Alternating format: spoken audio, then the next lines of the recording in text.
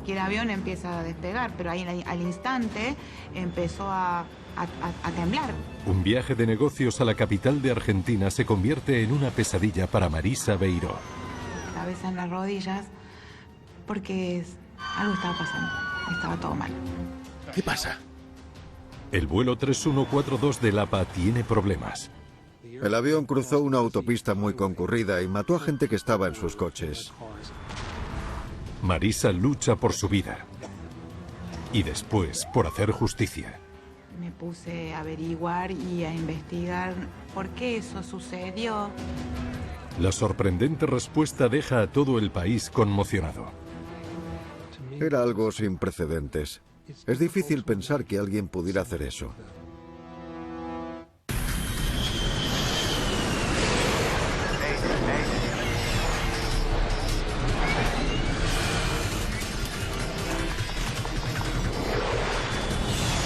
Mayday, catástrofes aéreas.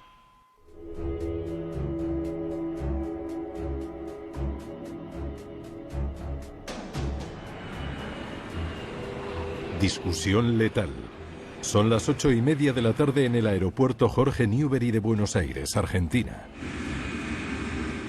Viento 020, altímetro 30,10. Un Boeing 737, uno de los aviones más utilizados en la industria de la aviación, se prepara para despegar. Lo opera la aerolínea argentina LAPA. Llegamos. Marisa Beiró es una vendedora de cosméticos de Córdoba. Estaba viajando con 8 compañeras de trabajo, entre las cuales una era mi mejor amiga y era mi cuñada. Se dirige a casa tras un largo viaje de negocios a la capital con un grupo de compañeras. Porque hacía 10 días que habíamos salido y ya era hora de volver. De hecho, habíamos hablado a nuestros familiares o el novio que nos fuera a buscar a nuestra casa con nuestros hijos. Sí. ¿Jamaica? No. Disculpe. Hola, comandante. El comandante del vuelo 3142 del APA es Gustavo Weigel, un piloto veterano con más de 20 años de experiencia. ¿Todo bien? Sí, todo bien. Estamos esperando el combustible. El copiloto Luis Echeverry ha volado más de 500 horas en un 737. Combustible total, 8.500 kilos para transferirlos a las alas. El vuelo de hoy será corto. Córdoba está a unos 600 kilómetros al oeste de Buenos Aires. El tiempo de vuelo será de poco más de 1 hora. Junto a los 2 pilotos hay 3 auxiliares de vuelo y 95 pasajeros a bordo. Ese día hubo algo que me llamó la atención y no estaba la cartilla de seguridad en el asiento. Porque siempre cuando voy a un avión agarro la cartilla de seguridad, siempre. En 1999 el sector de la aviación en Argentina estaba creciendo. La desregularización sufrida por la industria 5 años antes hizo que aerolíneas de bajo coste como LAPA crecieran muy rápidamente. 135, giro a la derecha, rumbo 060, manténgase a 1500, reduzcan a 400 kilómetros por hora. Vamos, vamos. LAPA era una aerolínea de bajo coste que realizaba un número de rutas considerable dentro de un país muy grande que necesitaba transporte aéreo. Austral 236 son los siguientes para despegar. Comiencen a rodar. En Argentina es el ejército el que controla la industria de las aerolíneas. El programa de defensa de las fuerzas aéreas era el responsable tanto de la aviación militar como de la civil. ¿Lista de verificación? Previa al vuelo. El copiloto supervisa los procedimientos de última hora. ¿Cabina de mando? Preparada. Los auxiliares preparan la cabina para el despegue. Habíamos comprado un par de revistas de la farándula para ver en el avión y mis compañeras, algunas nunca habían viajado en avión, entonces me habían pedido un chicle para no apunarse y estábamos hojeando una revista de farándula muy tranquilas. 3142, preparados para el rodaje. 3142, prepárense para rodar por Charlie 5 hasta la pista 13. Charlie 5 hasta 13. Jorge Newbery es un aeropuerto con una sola pista y hoy los despegues van con un poco de retraso.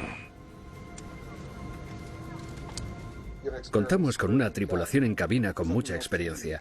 Avísenles si pueden hacer más cómodo su viaje. El copiloto Echeverry y yo, el comandante, les deseamos que tengan un buen vuelo. Tenéis que venir a cenar a mi casa en Córdoba. Genial. ¿Qué llevamos? Podéis traer helados. Bueno, la relación entre los tripulantes parecía ser bastante cercana. Daba idea de que se conocían hace tiempo y que además de compañeros de trabajo eran amigos. Me había llamado la atención al estar tan cerca de la puerta de la cabina. Es una distancia considerable, pero siempre está la puerta bien cerrada. En este caso no. Queda poco para el despegue. Deberías volver y prepararte. Perfecto, chicos. Un placer. Nos vemos pronto. Corre, corre.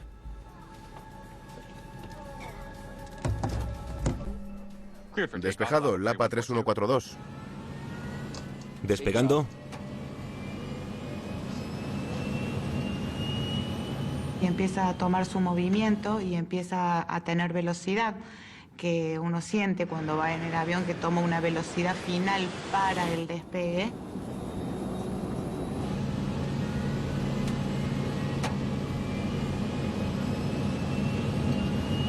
En cuanto el avión se eleva, es evidente que algo va mal.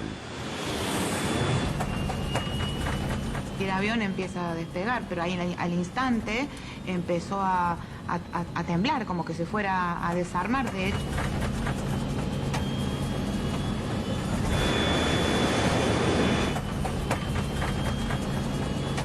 Yo intenté poner mi cabeza en las rodillas, porque es de hacer lo que uno hace innatamente, digamos, pero ya sabíamos que algo estaba mal. ¿Qué pasa? El 737 se estrella contra el suelo a 300 kilómetros por hora.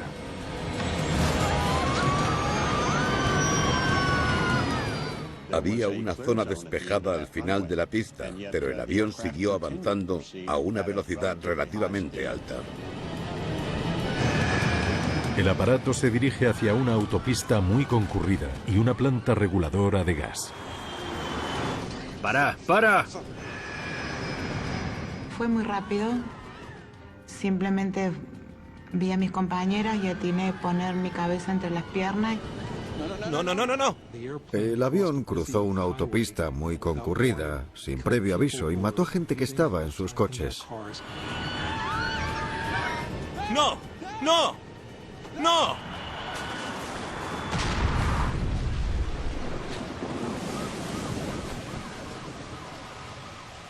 Quedó todo oscuro, literalmente oscuro, y la gente que estaba a mi alrededor ya no estaba.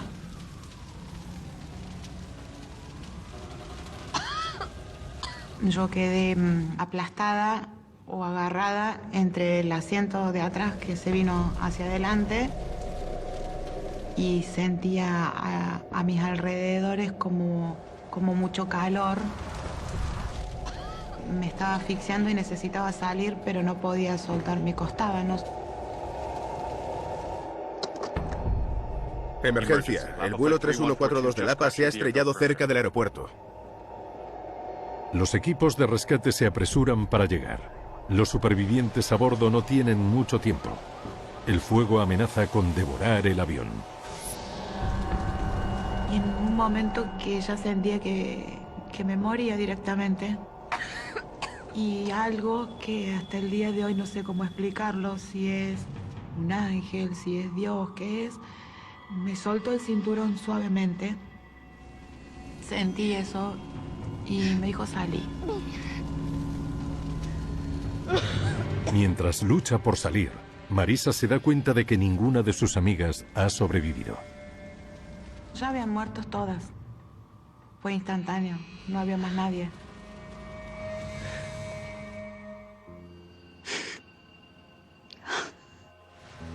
A pesar de estar gravemente herida, Marisa es una de las supervivientes. Fue una evacuación con todas las salidas disponibles. Esto es lo que lamentablemente hizo que muchas de las personas que estaban en el interior no pudiesen salir. El avión estaba en llamas, la gente gritaba pidiendo ayuda. He entrado y sacado a 4 personas. He visto muchos cuerpos quemándose. Ha sido terrible.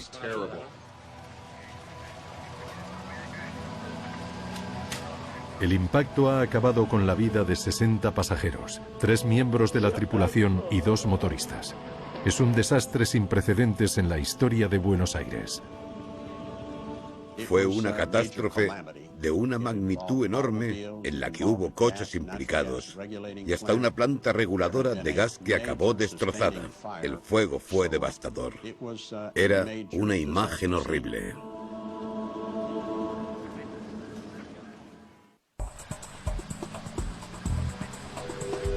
La noticia del accidente del APA se extiende rápidamente por la capital argentina. Al vivir y trabajar en Buenos Aires, varios miembros de la Unidad de Investigación de Accidentes llegan al lugar de la catástrofe en pocos minutos y ven las consecuencias inmediatas del impacto. Hay mucho humo. Es muy difícil ver algo. Horacio La Rosa es un investigador veterano. Uno trata de enfocarse en su trabajo y tratar de ir viendo detalles que después son muy difíciles de ver una vez que... Entonces uno tiene que estar, en esos momentos tratamos de estar atentos a todos los detalles para que no se nos escapara nada. Fue mi primera experiencia con un accidente mayor. Todos estábamos entrenados y estábamos preparados para este tipo de situaciones. Bueno, el tema de verse frente a esta catástrofe, a tanto movimiento de ambulancias, cuerpos heridos, policía y demás, fue muy complicado. Ambos pilotos han fallecido. Vale. Gracias. Tanto el comandante Weigel como el copiloto Echeverry han fallecido. La única esperanza de encontrar la causa del accidente está en los restos del avión. Lo primero es hacer una inspección ocular de todo el sitio, ver todos los componentes, tratar de uno ponerse en situación, porque es muy difícil cuando hay tantos daños y tanto incendio.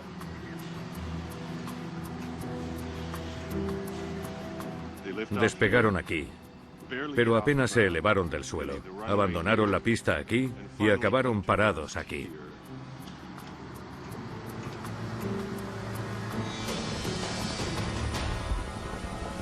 Como el avión siniestrado era estadounidense, la Junta Nacional de Seguridad en el Transporte envía un equipo para ayudar a los investigadores argentinos.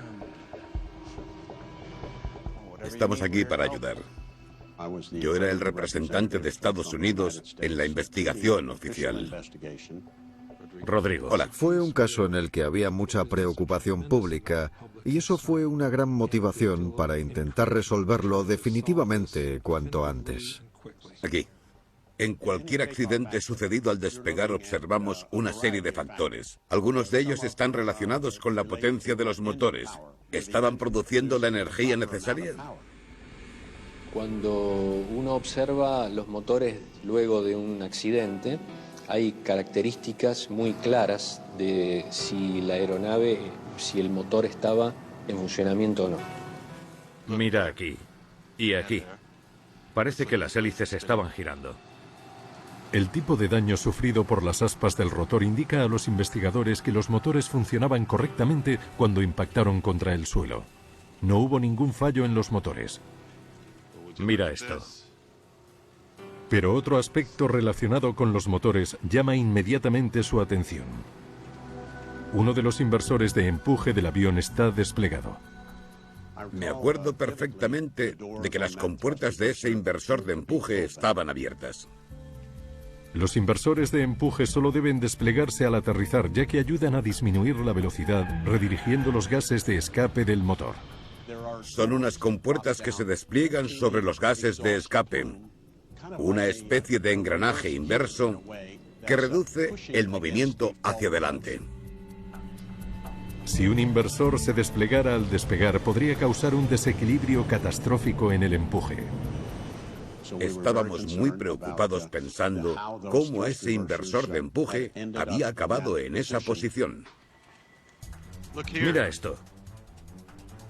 Los flaps no estaban extendidos.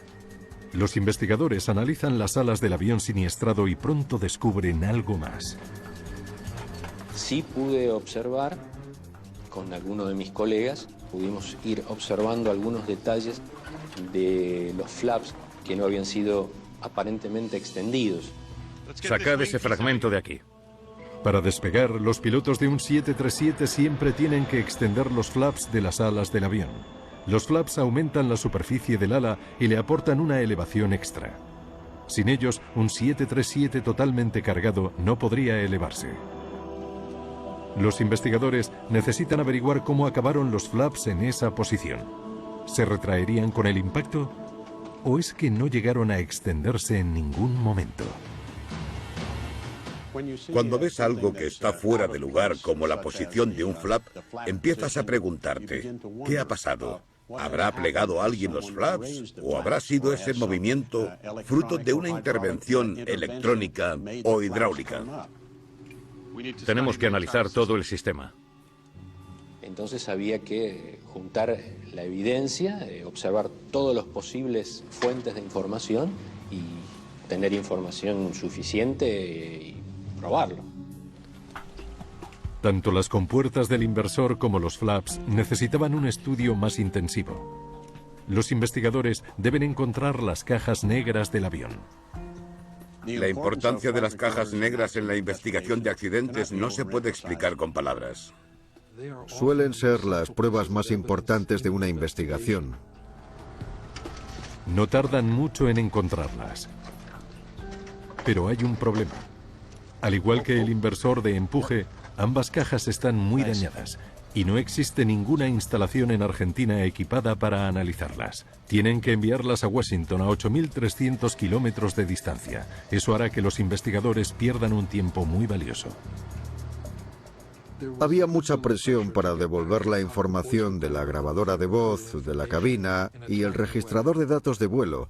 Tuvimos que garantizar a la opinión pública y a los medios que la investigación se estaba llevando a cabo lo más rápido posible. Por ahora, lo único que tienen son dos pruebas intrigantes y un país que quiere saber por qué el vuelo 3142 del APA acabó en tragedia.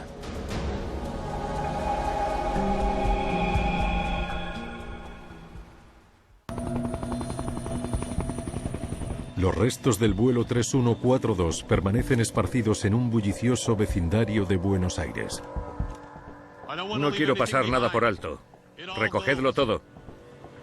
Cualquiera de los miles de fragmentos podría aportar información valiosa.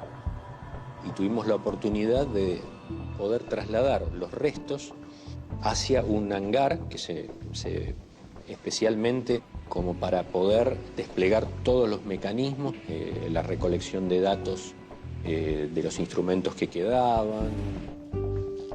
Los investigadores se preguntan si el controlador aéreo puede ayudarles a explicar el fallido intento de despegue. ¿Recuerda algo fuera de lo normal? Sufrimos varios retrasos, íbamos con bastante demora. Estos fueron todos los despegues de esa noche. Descubren que el vuelo 3142 no despegó a tiempo. El controlador también les comenta que las llamadas de radio con la tripulación del APA eran inusuales. Despejado para despegue, el APA 3142. Despegando. El copiloto a veces no repetía las instrucciones o no indicaba el código de llamada. Si se acuerda de algo más, por favor, llámeme. Claro. Desafortunadamente, el controlador no puede aportar demasiada información a los investigadores. La tragedia del vuelo del APA sigue siendo un misterio.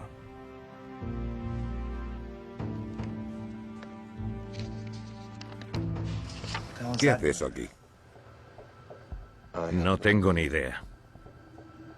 Cuando se salió del aeropuerto, el 737 se estrelló contra una planta reguladora de gas. Su proximidad al aeropuerto hace saltar todas las alarmas. Nos surgió esa gran pregunta cuando vimos los restos. Había un edificio público con una planta reguladora de gas. Si había una planta reguladora de gas tan cerca del aeropuerto, los investigadores se preguntan qué otros riesgos podría entrañar el aeródromo. Debatimos acerca de la longitud de la pista. 2100 metros. ¿Era la pista lo suficientemente larga como para que un 737 totalmente cargado y lleno de combustible despegara con seguridad? Teníamos un ingeniero de rendimiento observando la aceleración, las distancias y el rendimiento del aparato. Midió cada una de esas distancias e intentó aplicarlas. Deberían haberse elevado. Al final, determinamos que la pista era lo suficientemente larga. Los investigadores no encuentran nada en la pista que pudiera haber dificultado el despegue. Sabemos que es un aeropuerto urbano, con todo lo que ello involucra, pero no había deficiencias de infraestructura.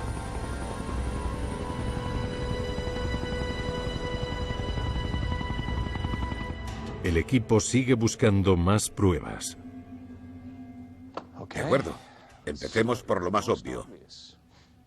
Los inversores de empuje. Una vez que todos los restos se trasladaron a la carpa, tuvimos la oportunidad de examinar detenidamente algunos de los daños externos que sufrieron las superficies de metal, sobre todo los inversores de empuje. Este está bastante destrozado. Encuentran daños en el inversor que no parecen proceder del impacto contra el suelo. Una luz rota al final de la pista aporta un indicio importante. Ninguna otra parte del avión podría golpear algo tan bajo. Los daños hallados en la luz y el inversor de empuje confirman que estaba desplegado antes del impacto. Descubrimos que una de las compuertas del inversor de empuje golpeó una de las luces al final de la pista. Eso fue crucial a la hora de confirmar que se había desplegado un inversor de empuje. El inversor de empuje es un posible sospechoso. Los otros sospechosos principales son los flaps retraídos. Los flaps son muy importantes, ya que permiten disminuir la velocidad tanto a la hora de despegar como de aterrizar. ¿Se desplegaron los flaps del vuelo 3142 en algún momento? Para intentar responder esta pregunta crucial, los investigadores examinan detenidamente el sistema de los flaps, cada cable, mecanismo y tornillo. Los actuadores están bien. La parte que controla el movimiento de los flaps se llama tornillo nivelador. Este tornillo actúa como un gato para levantar un coche. Al girar, mueve una tuerca que extiende o retrae los flaps. Esa tuerca se mueve a lo largo de una barra y se para en distintos lugares para extender los flaps a diferentes grados. Desde la posición 0 en un extremo a la posición completamente extendida en el otro. Al analizar los tornillos niveladores, averiguan algo crucial. Descubrimos que la tuerca del tornillo estaba en posición retraída. Eso significa que los flaps no se extendieron cuando el avión avanzó por la pista. Por eso no es posible que eso se mueva una vez accidentado, porque esa rosca y esa tuerca son muy robustas y no hay forma de que se desplace, y 6 de los 8 tornillos de esos fueron encontrados y estaban todos en la misma posición. La palanca de los flaps en la cabina de mando confirma el hallazgo. La palanca está bastante dañada, pero parece que está en posición retraída. Había dejado la palanca marcada en la posición de flaps arriba, o sea, no había posibilidad de que eso se hubiera desplazado con el accidente. Todo conduce a una conclusión desconcertante. Parece que los pilotos nunca desplegaron los flaps para despegar. Despegando. A la vista de este descubrimiento, los investigadores se enfrentan ahora a una cuestión aún más complicada. ¿Cómo podrían haber intentado despegar sin extender los flaps?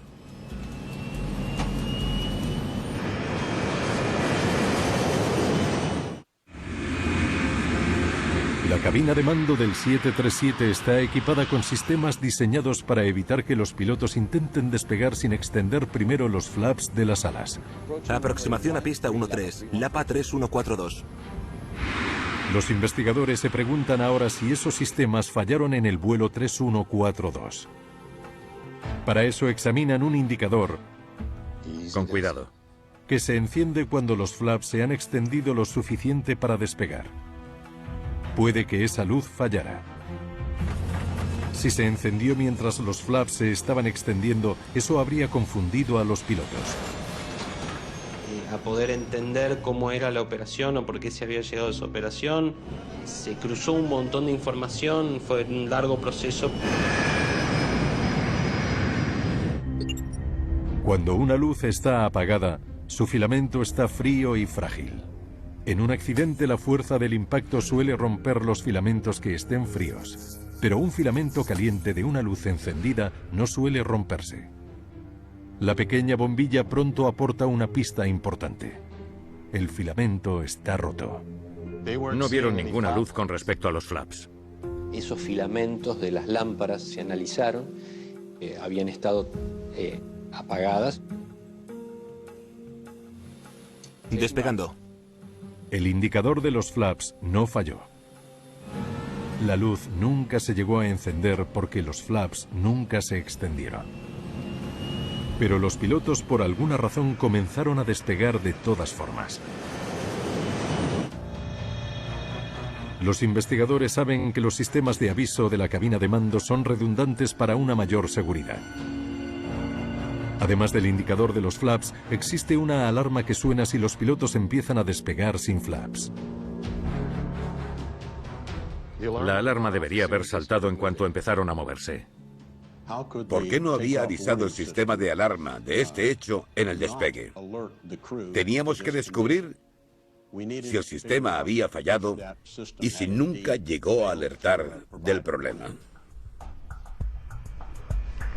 En 1987, los pilotos de Northwest Airlines se olvidaron de extender los flaps y se estrellaron durante el despegue en Detroit. Fallecieron 156 personas. Los investigadores descubrieron que la alarma diseñada para advertir a los pilotos no sonó, porque estos quitaron un fusible para desconectarla. No querían que la alarma sonara mientras rodaban por la pista. ¿Habrían cometido el mismo error los pilotos del vuelo 3142? ¿Desconectaron deliberadamente esa advertencia? Todo está donde debería. Se verificó justamente el fusible que está detrás del copiloto, si había sido quitado o no, y efectivamente estaba pulsado, o sea que estaba actuando. Los pilotos no desactivaron la alarma a propósito. Tiene que haber otra explicación para el catastrófico despegue.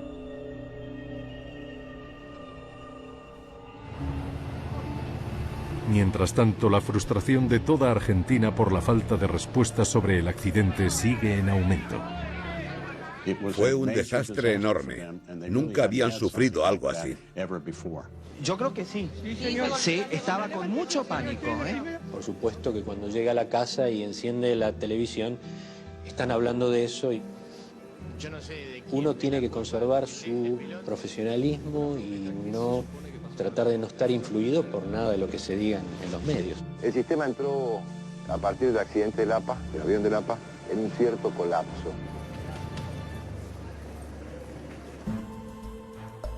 ¿Podemos ver la información del registrador de datos de vuelo? Por fin han llegado de Washington las cajas negras. Los investigadores esperan que puedan mostrarles qué pasó exactamente cuando el vuelo 3142 intentó despegar. Genial. Centrémonos en las posiciones de los flaps y en el rendimiento de los motores. El Flight Data Recorder grabó 10 parámetros de los 11 previstos. Como pensábamos, sin flaps. Los datos confirman sus hallazgos previos. Ese fue uno de los parámetros más importantes, de 0 flap durante toda la carrera, sin modificarse en ningún momento. No hay problemas con el rendimiento de los motores. Cuando observamos los índices de presión de los motores, nos confirmaron la idea de que había sido un intento de despegue normal. El registrador de datos de vuelo no indica si los inversores de empuje estaban desplegados o no, pero los datos acerca de la potencia del motor aportan un fuerte indicio. Parece que los inversores se desplegaron aquí. Cuando los inversores de empuje están desplegados, los pilotos aumentan el empuje del motor para maximizar la capacidad de frenado y detener el avión. Los datos sugieren que en el último momento y en un esfuerzo por evitar el desastre, los pilotos desplegaron los inversores y aumentaron el empuje. El índice de presión del motor aumentó y después disminuyó. Estaba muy claro. Y de repente volvió a subir, seguramente por el inversor de empuje. Volvamos a los datos completos.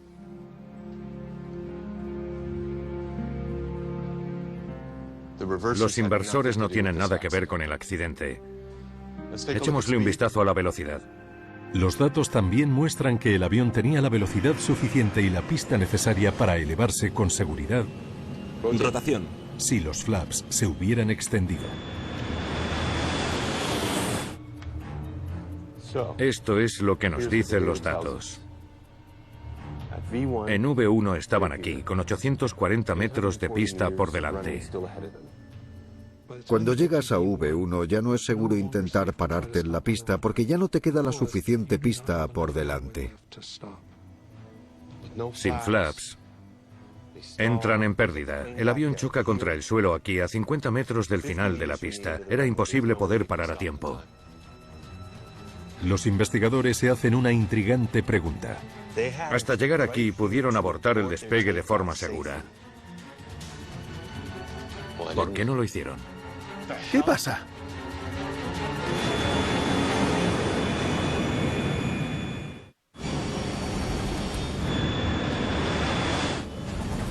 ¿Por qué unos pilotos con experiencia intentaron despegar sin extender primero los flaps de las alas? Es la pregunta principal que se hacen los investigadores de la catástrofe. No, no, no, no, no. También uno se encuentra ante una situación de decir, bueno, ¿qué pasó en esa cabina? ¿Qué pasó en ese avión? ¿Qué pasó en esa organización que esta tripulación no realizó algo, una acción indispensable para volar? Los investigadores se centran en la grabadora de voz de la cabina de mando en busca de respuestas. La única posibilidad era en el voice recorder. ¿Todo bien? Sí, todo bien. Comienzan escuchando lo que pasó antes del despegue. Estamos esperando el combustible. Háblame de él. ¿Te sigue gustando? Sí, pero no le conoces. Hace tiempo que no le veo. Lo que escuchan les deja atónitos. Todo se está complicando. Me partes el corazón. Además de inesperado, es muy poco profesional. Deberían estar comprobando las listas de verificación. Deberían haber creado lo que se llama cabina de mando estéril. A partir del momento en el que enciendes los motores y hasta que alcanzas los 3000 metros, solo se debe hablar de procedimientos operativos. No se habla de asuntos personales ni de cuestiones no relacionadas con el vuelo para evitar distracciones. Tenéis que venir a cenar a mi casa en Córdoba. Genial. ¿Qué llevamos? Podéis traer helados. Bien. ¿Lista de verificación previa al vuelo? Lista de verificación.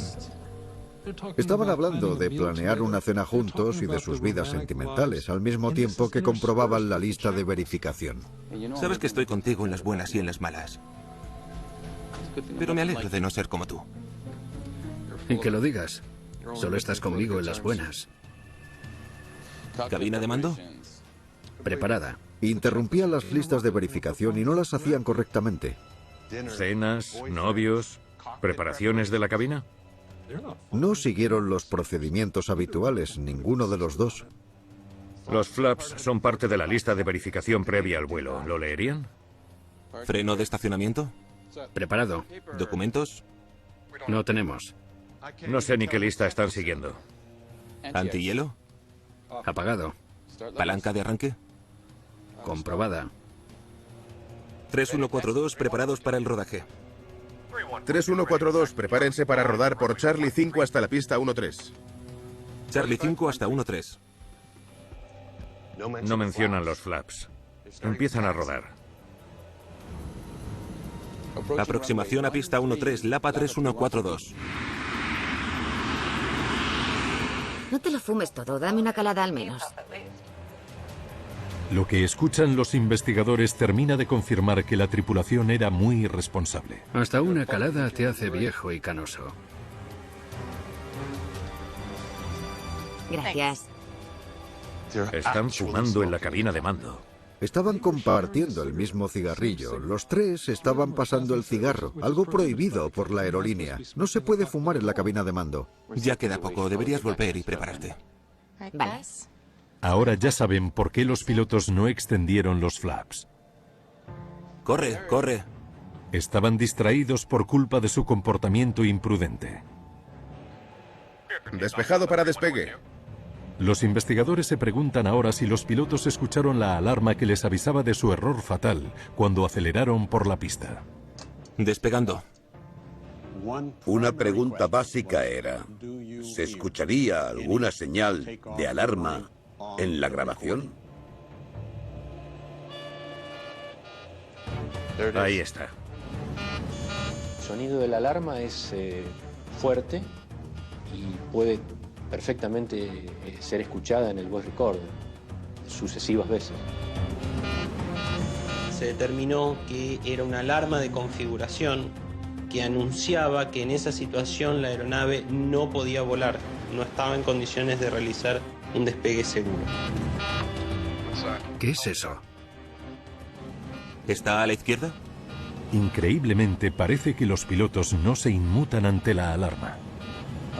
No sé qué es esa alarma, pero todo parece correcto. Paradlo. ¿Cómo pueden pasar por alto algo así? El comandante escuchó la alarma y habló 2 veces de ella. No sabía qué era, pero aún así siguió adelante con el despegue. Ponlo. 150 kilómetros por hora. Comprobado. Velocidad de despegue. Llevan escuchando la alarma 36 segundos. V1. La alarma sonaba tan fuerte que apenas se escuchaba a los pilotos por debajo. Rotación. Estaba diseñada para avisar a los pilotos de que no despegaran. Los investigadores se quedan perplejos. ¿Cómo pudieron unos pilotos olvidarse de llevar a cabo uno de los procedimientos de despegue más básicos y después pasar por alto la persistente señal de alarma que les avisaba de su grave error? Yo creo que no se interpretó la importancia que podía tener esta alarma, que era algo absolutamente crítico para el despegue. 65 personas perdieron la vida porque los pilotos no prestaron atención a lo que estaban haciendo.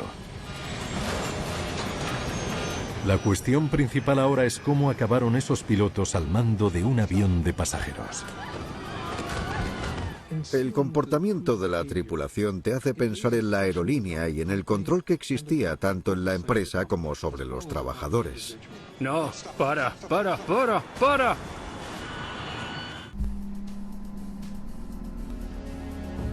¿Cómo era como piloto? Una de las partes más importantes de la investigación era examinar el historial de formación de cada uno de los pilotos. Revisando sus antecedentes, descubren que el comandante Gustavo Weigel lleva más de 20 años volando. Nunca había tenido un accidente grave, pero su historial indica que estuvo en la cuerda floja durante bastante tiempo. No tiene un buen historial. En el caso del comandante, había varias deficiencias en su carrera y con varios aviones. Respondía demasiado despacio a situaciones críticas o de emergencia. Coordinación de cabina imprecisa. Falta de conocimiento procedimental. Vaya. Su historial está plagado de informes con incompetencias. Nos preguntamos por qué seguía superando las formaciones y por qué le ascendieron. Más allá de sus ascensos, los investigadores se preguntan por qué Lapa decidió contratarle en un primer momento. Un análisis exhaustivo del historial de la empresa ofrece una posible explicación. Parece que la aerolínea creció tan rápido que les fue difícil mantener un buen nivel de formación y supervisión de los pilotos. A veces, cuando se produce un cambio muy grande, hay casos en los que problemas como la poca disciplina en la cabina de mando no se abordan como se haría si la empresa estuviera más centrada. No pudieron seguir el ritmo de su propio éxito. Siempre es un factor de riesgo si no se gestiona adecuadamente y de golpe pasar a expandirse, a extenderse, a tener mucha más cantidad de aviones, tripulaciones, gestionar mucha más cantidad de pasajeros, siempre es un factor que puede ser de riesgo si no es gestionado adecuadamente. ¿Todo bien? Sí, todo bien. Nadie está más consternado por los fallos del APA que Marisa Beiró. Llegamos. Ha perdido 8 amigas y ha sufrido lesiones muy graves. Cuando yo llegué a ese hospital, un 60% del cuerpo afectado, cuando me enteré que había tenido una quemadura grave de tráquea y por la inhalación de esas cosas, y yo por hoy no tengo nada y nunca me pasó nada, y vos ves mi historia clínica y estuve más del lado de la muerte que de este lado. Primeros 5 meses de que estuve internada, me tenían terminantemente prohibido hablar y escuchar ni ver noticias al respecto. Me puse a averiguar y a investigar, seguir los peritajes, la vida del piloto, si no estaba en regla, por qué eso sucedió.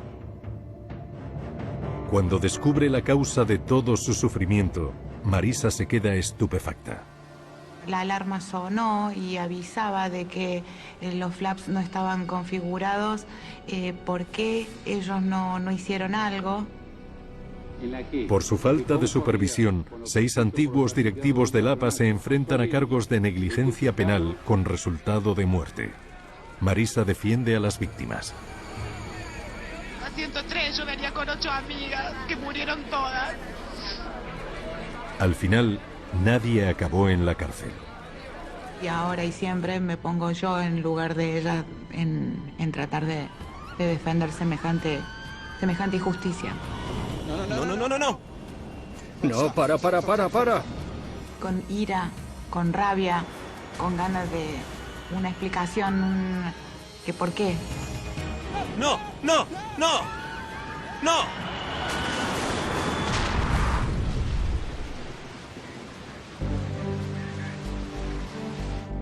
En su informe final, los investigadores enfatizan la necesidad de que los pilotos siempre cumplan con la regla de la cabina de mando estéril, una regla que restringe la conversación entre la tripulación y ayuda a minimizar las distracciones durante las principales partes del vuelo.